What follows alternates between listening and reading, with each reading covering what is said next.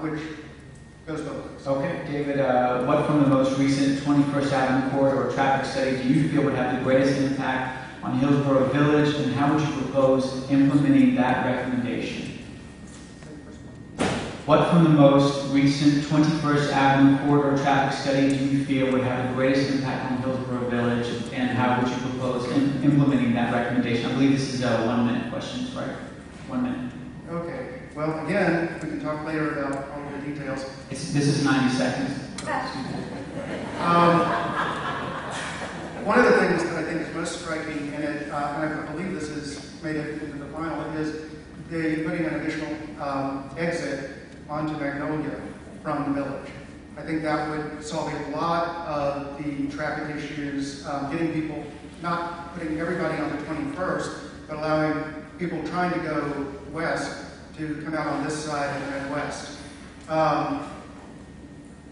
So I think that would be my answer. That's pretty amazing, and I'm happy somebody came up with that idea, because I know a lot of nights and a lot of days when I'm trying to get over here for lunch or trying to get home after dinner, getting out on the 21st is the hardest part.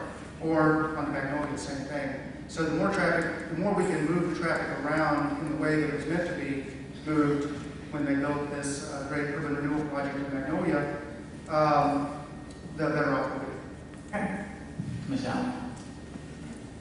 My understanding is that traffic study includes a number of things, including opening up Akron Avenue onto Magnolia, some changes in parking along in the village in the morning and at night in terms of when there is on-street parking and when there's not, and also some issues with the light signals at Portland and whether you can turn left or not.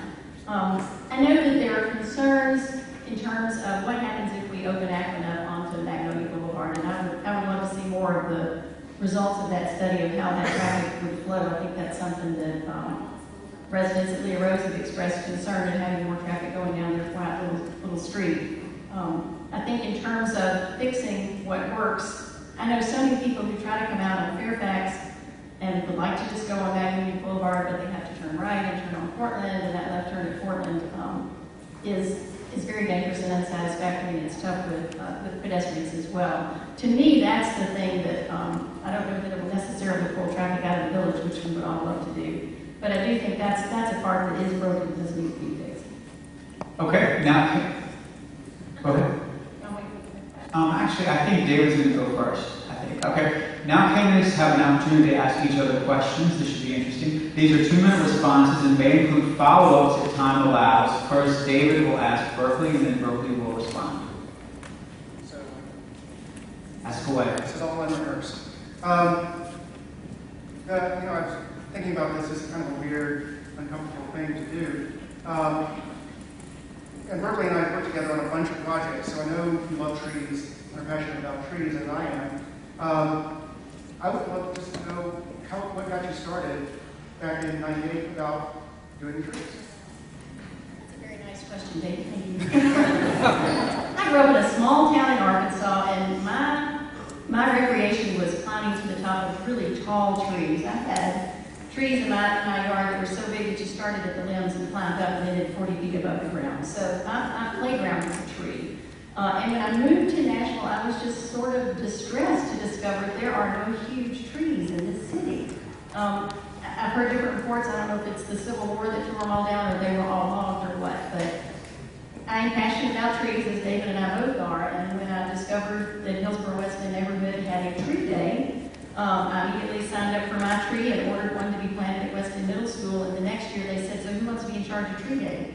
And that's all she wrote. I've been doing it almost ever since. And it's so much fun to see people, the trees that they planted are coming in. I remember when I planted that tree, and now it's huge. And as I was saying to David, we were driving around town, I said, these are all my tree children here. I can look in Fannie Mae Beach Park and Ellington Park and various sizes of trees. So that's what that goes back to. Okay. Now it's your turn to ask David a question, and he'll have 2 minutes to respond. So this was a question that I'd love to know the answer of. David, if there are tough issues that come up in the neighborhood and the neighbors don't agree with each other, how will you deal with that?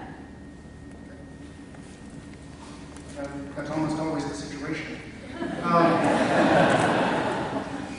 And whether it's the neighbors or whether it's an institution that has a different point of view, somebody's not going to agree. My way of approaching problems is to come in as not initially the advocate, but to come in and try to figure out who all needs to be at the table.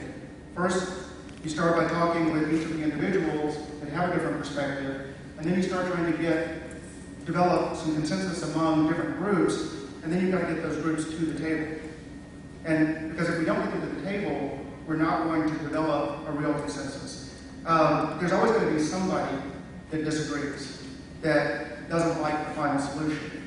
I think it is the job of a Metro council person, particularly a district council person, to represent not necessarily always the majority, but the consensus view. As much as possible, we need to build consensus. And that's what I do for a living. It's in my blood that I'll work until we find consensus. And then I will be the advocate, and you will know where I stand, how I'm going to vote, and how I'm going to be your advocate in front of zoning or historical commission or whoever it is. Once you tell me what it is we're going to do, I'm going to make sure it happens. Okay. Now we finish up tonight's forum with closing remarks from each candidate. They will each have 3 minutes. Berkeley, you will start. Thank you all for spending this past hour listening to the issues that are important to this district. I'm running for council because I believe community is important, and I believe that I have the leadership and the experience and the dedication to be an effective council representative for you. I've shown my leadership as president of the Hillsborough West End neighborhood. I've shown my experience through many of the types of issues that come before the council, from codes to stormwater to zoning. And I've shown my dedication through 25 years of working for the neighborhood to make this a better place. And I'll be dedicated for the next 4 or maybe 8 years as your council representative. I'll listen to you, I'll advocate for you, and I will pull people together to work for common solutions. This is not a stepping stone for me. I'm running for council because I believe that local issues directly affect your quality of life. And I want to be a part of working on those local issues. And I work for strong schools, for safe, walkable, bikeable communities, and for smart growth that allows our businesses and our universities to thrive, but still keeps the character of the neighborhood. So my 25-year track record shows what I can do and what I will do. So I would say to you, if you like the 3,000 trees I brought into the neighborhood, vote for Berkeley. If you like the tree canopy that we preserved on Sherindale Avenue, even while ES was bringing their power lines down it, vote for Berkeley. If you like collaborative, smart growth, like what went into putting together the specific plan that's neighborhood friendly at the Ruby at the end of Fannie Mae East Park, then vote for Berkeley. If you think leadership, experience, and dedication matter, vote for Berkeley Allen for District 18 Council.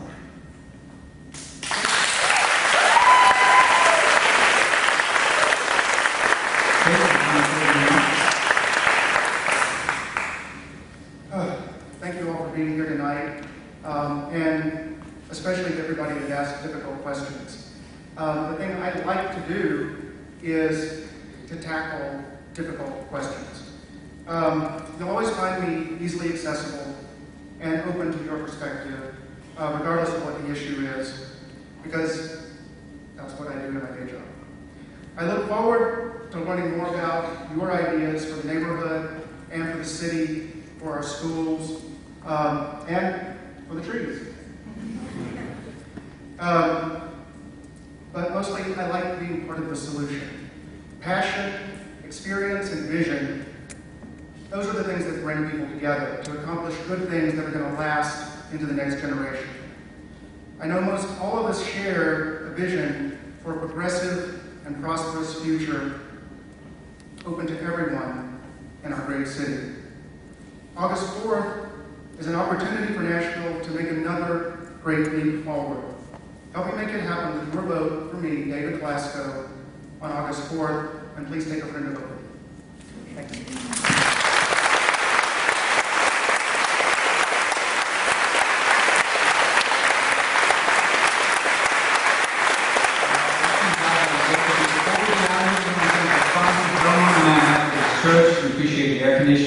Belmont Hillsborough Neighbors, Hillsborough Weston Neighbors, Hillsborough Village Merchants Association, Vanderbilt, Belmont University, also thanks to Vermont's Cafe and other neighbors for their refreshments. Remember, early voting starts this Friday and runs through Saturday, July 30th. Election day, of course, is Thursday, August 4th. The candidates are going to be here, so if you want to meet and read and talk to them about more stuff, do what? And we have several at-large candidates as well. I see Megan Berry, Jerry Maynard, Eric Braxton is in the house. I can talk to you too. Ronnie Stone, Charlie Tiger. Wow, we're all here tonight. Vivian Wahoo, I'd like not to forget you. She's here. Talk to her. Mary Pat, who did a great job keeping time. Thank you. Come on up, and Tom is going to close out the show. Okay?